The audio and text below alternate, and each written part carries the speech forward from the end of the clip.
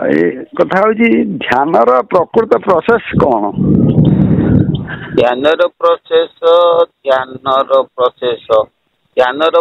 Process ଧ୍ୟାନ ମାନେ କ'ଣ କୁହନି ମତେ, ମୁଁ ତାର କହିବି। ଧ୍ୟାନ ମେଡିଟେସନ ଯୋଉଟା। ହଁ, ଯେ ମେଡିଟେସନ ମାନେ କ'ଣ, କାହାକୁ ମେଡିଟେସନ କରିବ, କେତେ ପ୍ରକାର? ଯେକୌଣସି ମୋର ଇଷ୍ଟକୁ ହଉ।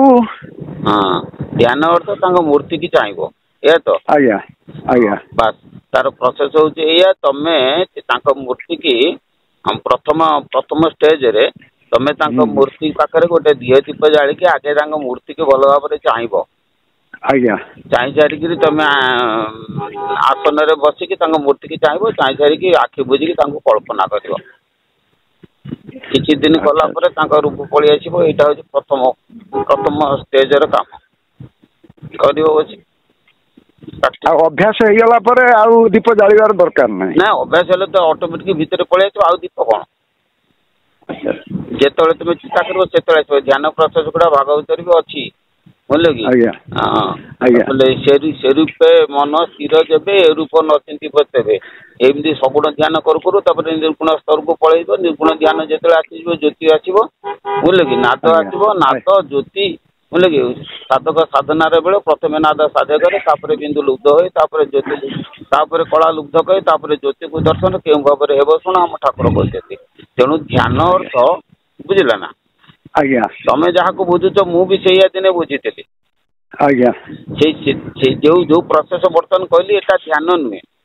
ୟା ନାଁ ହଉଛି ଅନ୍ତରଙ୍ଗ ତ୍ରାଟକ। ଆଚ୍ଛା ଆଚ୍ଛା।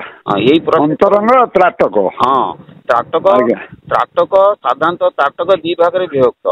ଗୋଟେ ହଉଛି ବହିରଙ୍ଗ ତ୍ରାଟକ, ଗୋଟେ ହଉଛି ଅନ୍ତରଙ୍ଗ ତ୍ରାଟକ। ବହିରଙ୍ଗ ତ୍ରାଟକ ଦି ଭାଗରେ ବିଭକ୍ତ। ଗୋଟେ ସଜ୍ୟୋତି, ଗୋଟେ ହଉଛି ଅଜ୍ୟୋତି। ସଜ୍ୟୋତି ତ୍ରାଟକ କଲେ ଆମର ସୂର୍ଯ୍ୟକୁ ଚାହିଁକି ମନ ସ୍ଥିର କରିବା, ଚନ୍ଦ୍ରକୁ ଚାହିଁକି ମନ ସ୍ଥିର କରିବା, ଅଗ୍ନିକୁ ଚାହିଁକି ମନ ସ୍ଥିର କରିବା, ଦୀପଶିଖାକୁ ଚାହିଁକି ମନ ସ୍ଥିର କରିବା, ଦୃଷ୍ଟି ସ୍ଥିର କରିବା, ବୁଝିଲେ କି? ସୂର୍ଯ୍ୟକୁ ଚାହିଁକି ଦୃଷ୍ଟି ସ୍ଥିର କରିବା, ଚନ୍ଦ୍ରକୁ ଚାହିଁକି ଦୃଷ୍ଟି ସ୍ଥିର କରିବା, ଅଗ୍ନିକି ଚାହିଁକି ଦୃଷ୍ଟି ସ୍ଥିର କରିବା, କିମ୍ବା ଦୀପଶିଖାକୁ ଚାହିଁକି ଦୃଷ୍ଟି ସ୍ଥିର କରିବା। ୟାର ନାମ ହଉଛି ସଜ୍ୟୋତି ତ୍ରାଟକ, ବହିରଙ୍ଗ ତ୍ରାଟକର। ଆଉ ଗୋଟେ ତ୍ରାଟକ ହଉଛି ଛାୟା ଦର୍ଶନ। ଛାୟାକୁ ଦେଖିକି ମନ ସ୍ଥିର କରିବା। କିମ୍ବା ତମ କାନ୍ଥରେ ଗୋଟେ ଧଳା କାନ୍ଥରେ ଗୋଟେ କଳା ବିନ୍ଦୁ, ତାକୁ ଅଙ୍କନ କରିକି ତାକୁ ଚାହିଁକିରି ଦୃଷ୍ଟି ସ୍ଥିର କରିବା। ଏମିତି ବିଭିନ୍ନ ପ୍ରକାର ଅଛି ବହିରଙ୍ଗ ତ୍ରାଟକ।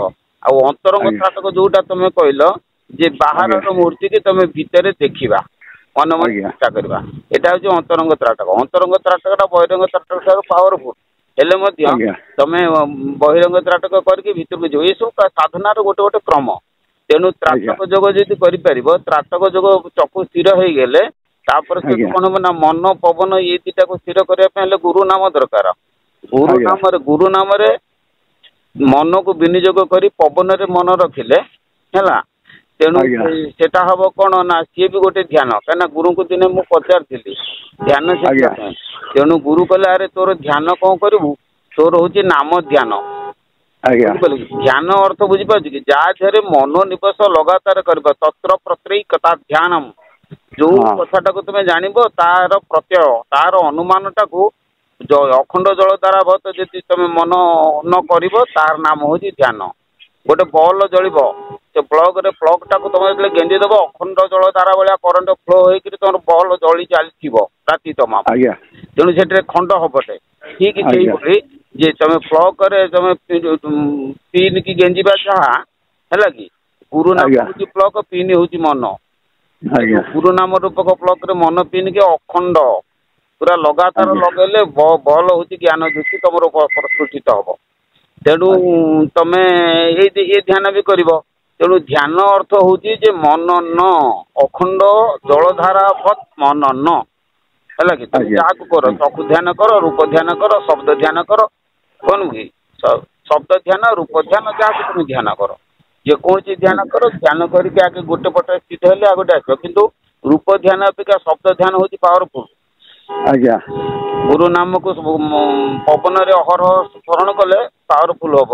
ଶବ୍ଦ ଧ୍ୟାନ କଲେ ରୂପ ଆସିବ, ରୂପ ଧ୍ୟାନ କଲେ ବି ଶବ୍ଦ ଆସିବ। ଯାହାକୁ କର, ଯେ ପରସ୍ପର ଅଙ୍ଗାଙ୍ଗ ଭାବେ ଜଡ଼ିତ, ବୁଝିଲେ କି? ମଧ୍ୟ ସେ କଥା କହୁଛି, ଯତ୍ ସାଂଖ୍ୟୈ ପ୍ରାପ୍ତେ ସ୍ଥାନଂ ତଜ୍ଜଜ୍ଞୈରପି ଗମ୍ୟତେ ଏକଂ ସାଂଖ୍ୟଂ ଯୋଗଂ ତ ଯପସ୍ୟତି ସପସ୍ୟତି। ଜ୍ଞାନରେ ଯାହା ପାଇବ, ଯୋଗରେ ସାହା ପାଇବ, ସବୁ ସେୟା ପାଇବ, କିନ୍ତୁ ଗୋଟିଏ କଥା ଆମର ବିଷ୍ଣୁ ବାବାର ଉପଦେଶ, ତମେ କର୍ମ କରିଚାଲ। ହଁ ଆଉ ଦେଖନ୍ତୁ ଗୋଟେ କଥା, ଧ୍ୟାନ କରିବା, ଧ୍ୟାନ ସେଇ କନଷ୍ଟାଣ୍ଟ ମୂର୍ତ୍ତିଟା ସବୁ ସମୟରେ ଆମେ ଯେତେ ସମୟ ବସିକି ରହିପାରିବ ମୂର୍ତ୍ତିଟା। ସେ ଗୁରୁଙ୍କ ଆଶୀର୍ବାଦ ନହେଲେ କଣ ତମେ ରଖିପାରିବ? ମନ ପା ଚଞ୍ଚଳ ଅଛି। ମନ ଚଞ୍ଚଳ, ସେଇଟା ସବୁ ବେଶୀ ସମୟ ଧରିକି ରଖି ହବନି। ସବୁ କଥା କରା ହେଇପାରିବ, କିନ୍ତୁ ପ୍ରଥମ ଶ୍ରେଣୀ ପାଠ ହଉଛି ମନଟାକୁ ସ୍ଥିର କର। ଆଜ୍ଞା ଆଜ୍ଞା। ମନଟା ସ୍ଥିର ନହେଲେ କିଛି ହବନି। ଆପଣଙ୍କର ଏଇ ଯୋଉ ୟୁଟ୍ୟୁବରେ ଏଇଟା ଟିକେ ମୋ ମୋବାଇଲରେ ମୁଁ ଇଏ କରିଦଉଛି, ଟିକେ ଆସେ।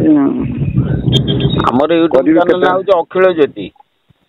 ଆଜ୍ଞା ଆଜ୍ଞା। ଅଖିଳ ଜ୍ୟୋତି ତମେ ୟୁଟ୍ୟୁବରେ ମାରି ଦେଇକିରି ତମେ ସବସ୍କ୍ରାଇବ କରିଦିଅ, ପ୍ରତିଦିନ ସନ୍ଧ୍ୟା 4:30 ଗୋଟେ ଲେଖା ପାଇଯିବ। ଆଜ୍ଞା ଆଜ୍ଞା। ପାଇଯିବ। ହଉ ମୁଁ ଟିକେ ବର୍ତ୍ତମାନ ମୋ ଘର ତ ଧାମନଗର, ମୁଁ ଟିକେ ରାଉରକେଲାରେ ଅଛି, ଗଲେ ମୁଁ ଆପଣଙ୍କ ପାଖକୁ ଯିବି। ଧାମନଗରରୁ ମଧୁ ରୋଡ ଝାଡା ଯିବା ବାଟ। ହଁ ହଁ ଝାଡା ଯିବା, ମୁଁ ତ ଜାଣିନଥିଲି। ଏଇଠି ଜଣେ ରାଉରକେଲାର ଜଣେ ମୋର ଅନ୍ତରଙ୍ଗ ବନ୍ଧୁ, ସେଇ ଆପଣଙ୍କ କଥା କହିଲେ। ହଁ ବୁଝିଲେ ନା। ସେ କହିଲେ ତମେ ଗୋଟେ କଥା କର, ଆମ ଆସିବା ପୂର୍ବରୁ ସେଇ ରାଉରକେଲାରେ ଥାଇକି ଆମ ଚ୍ୟାନେଲ ଗୁଡାକ ଲିଜର ଟାଇମ ଶୋଇଲା ବେଳେ ହଉ ବା ଯେତେବେଳେ ହଉ ତାକୁ ଦେଖ। ହଁ ହଁ ଠିକ ଅଛି। ସେଇ ଚ୍ୟାନେଲ ଗୁଡାକ ଦେଖିଲା ପରେ ଆହୁରି ତମର ମନ ଗାଢ ହେଇଯିବ। ତାପରେ ଆସ, ତମେ ଯାହା ଚାହିଁବ। ଗୋଟେ କଥା ହଉଛି ତମ ମାନଙ୍କ ପାଇଁ ବିଷ୍ଣୁ ବାବା ଅଛନ୍ତି। ତମେ ଯୋଉ ବାଟେ ସାଧନା କରିବ, ସାଧନା କରିବା ପାଇଁ ଗୋଟେ କଥା ଦେଖନ୍ତୁ ବାବା, ମୁଁ ଗୁରୁ ଦୀକ୍ଷିତ ମାନେ କରିସାରିଛି କହିଲେ ବୈଷ୍ଣବ ଗୁରୁ। ତେବେ ଅବଧୂତ ତ 24 ଗୁରୁ କରିଥିଲେ, ଶିକ୍ଷା ଗୁରୁ ତ ଅନେକ ହେଇପାରନ୍ତି ନା। ହଁ ହଁ, ହଉ ଆସ କଥା ହବା। ହଉ ହଉ ପ୍ରଣାମ।